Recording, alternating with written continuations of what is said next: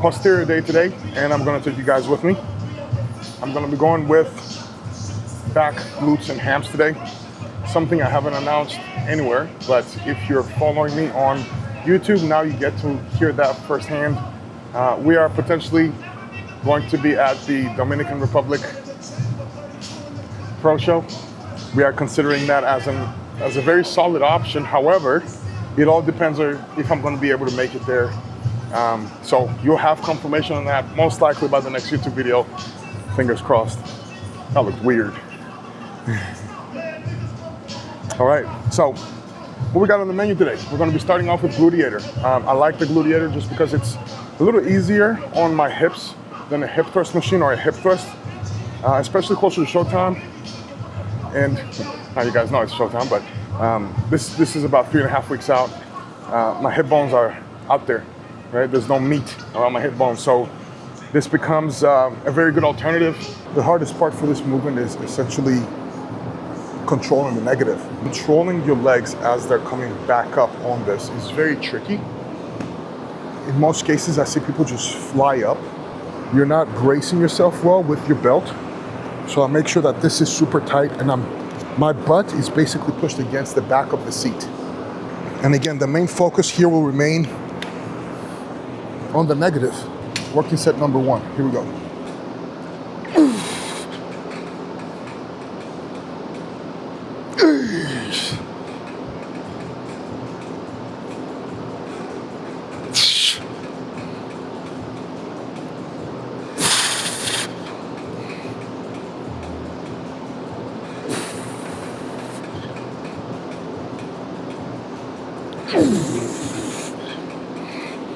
Oof.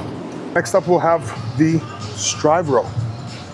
I love the strive row. It's like a dumbbell row, except you have chest support, so you're not gonna have the lower back strain from it. I also can load this pretty well, and I've been using it throughout prep. I typically don't like having new machines or anything new introduced during prep. We're gonna start with a warm-up set and then get into working. I utilize the warm-up set to essentially get my tempo down, get blood flow to the muscle that I'm targeting. I'm only doing a warm-up on this. The rest of the back movements are not gonna have a warm-up since I'm gonna be already warmed up by this. But I'm also setting the pace for this movement, right? Without it being extremely heavy just yet, without it being extremely uncomfortable just yet. I'm doing a lighter weight that I can handle for a lot of reps just to get that tempo in, that stretch, that blood flow. How's it going? And then going into the working sets.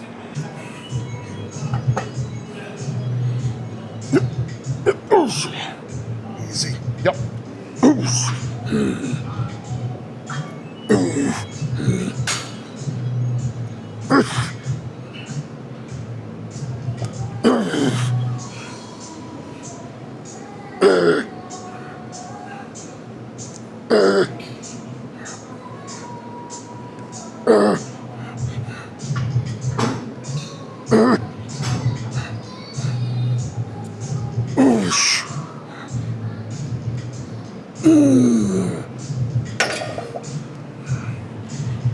I've used this workout now for, I don't know how long. We've done probably 24, 30 weeks plus of this. And it has worked very well for back thickness and width and detail. So we're just gonna keep doing it. Whenever you find something that really works, you stick to it. That's the smart approach. So hammer strength, low to high, targeting upper back, rear delts, traps. Here, I'm gonna aim to surpass last week's volume by adding 2.5 pounds on each side. Now, I know 2.5 pounds on each side does not sound like a lot, but it's still more than last week. And all we're aiming to do, especially during prep, is typically maintain volume. The fact that I'm surpassing is a big win for me. One thing that I also always recommend doing is keeping a logbook, whether that's through Google Sheets or an actual notebook, whatever feels best for you. It helps you look at your numbers and refer to them on a week-to-week basis, which means you're able to surpass numbers accurately and train appropriately in terms of your volume, even if you're aiming to maintain. If you're aiming to maintain, you want to know what your weight and reps were from the week prior so you can replicate them the week after. I also recommend using the exact same machines on a weekly basis so you can accurately progress.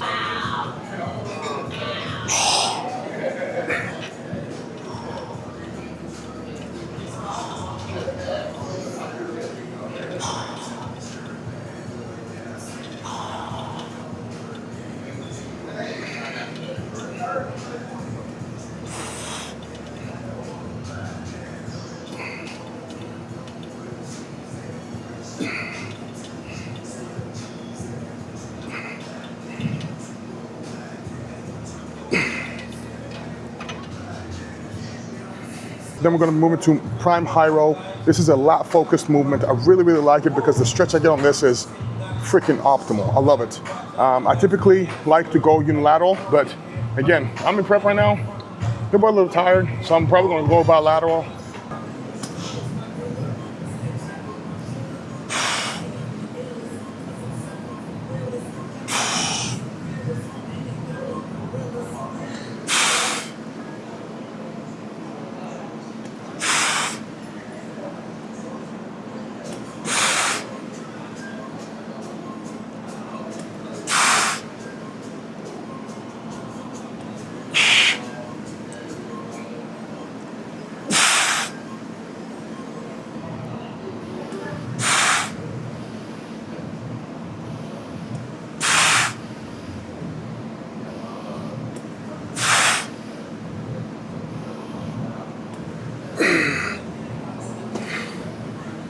You can also replicate this by using a bench and a cable if you don't have this machine at your gym. Other than that, I'll have a line leg curl, a prime line leg curl. I'm gonna be using the middle peg just so we can have tension throughout the whole movement. So right now what I'm gonna do is just hit the same exact weight as last week because I overshot it a little bit last week. So what we're aiming for this week is surpassing last week with the same exact weight or even maintaining while also improving execution. Because that is also a form of progress when you're progressing in terms of form versus increasing weight or reps.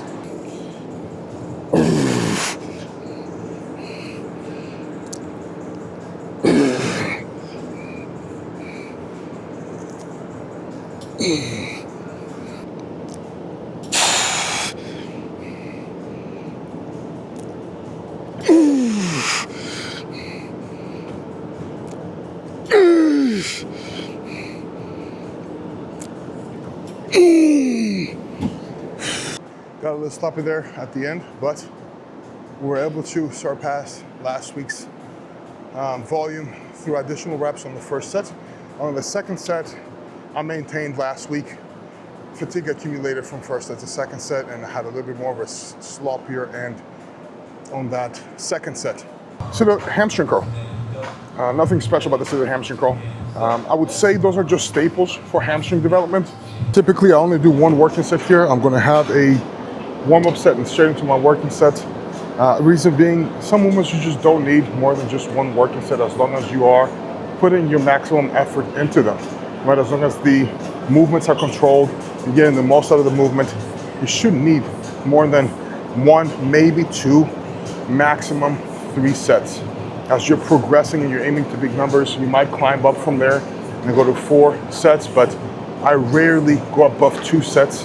In the off season, whenever we're pushing for growth, I might go up to 3, but straight sets with aiming to put maximum effort in every set is going to be sufficient for growth.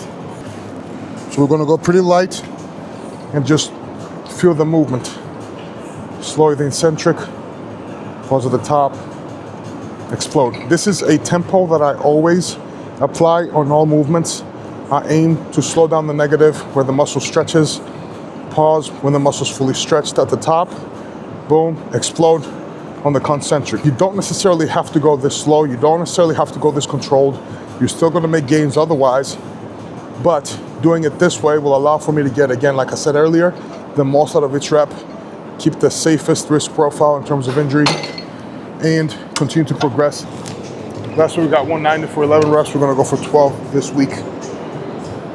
I'm actually gonna go with 200 pounds this week, so a little heavier. I'm gonna aim for the same reps or add one more rep. This is a unique prep.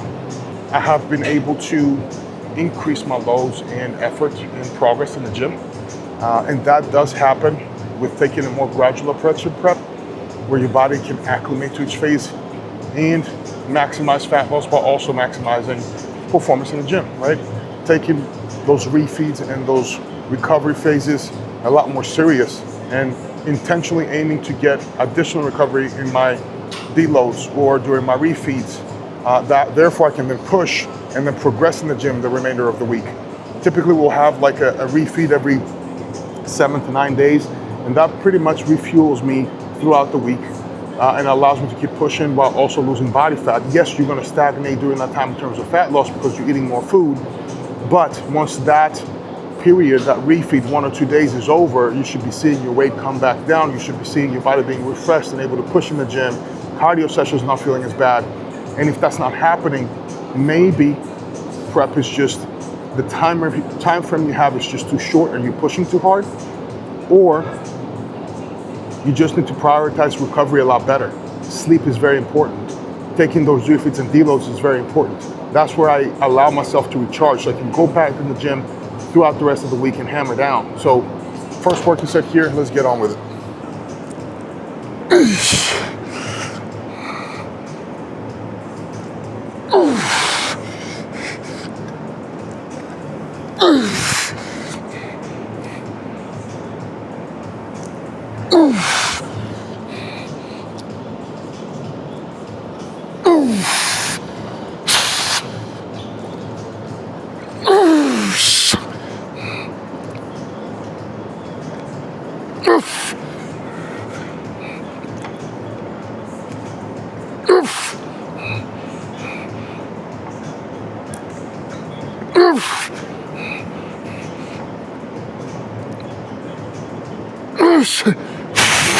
Cool. I'm going to show you guys a little bit of a physique update, exactly where I'm at 3 weeks out.